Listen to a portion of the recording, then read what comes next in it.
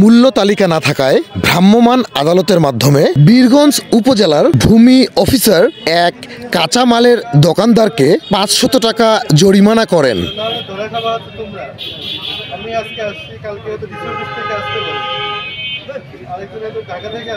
আজ বীরগঞ্জ পৌরসভার বিভিন্ন স্থানে দ্রব্যমূল্য নিয়ন্ত্রণে ভ্রাম্যমাণ আদালত পরিচালনা করেন বীরগঞ্জ উপজেলার ভূমি অফিসার দীপঙ্কর বর্মন।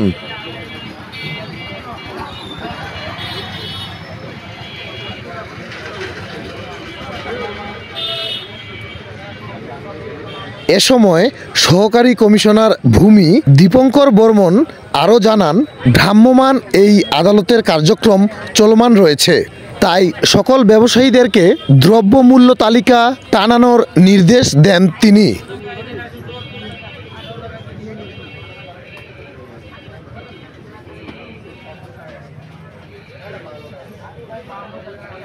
বীরগঞ্জ নিউজের সাথে থাকার জন্য আপনাদের অসংখ্য ধন্যবাদ। বীরগঞ্জ সহ পার্শ্ববর্তী অঞ্চলের খবরাখবর জানতে আমাদের সাথেই থাকুন।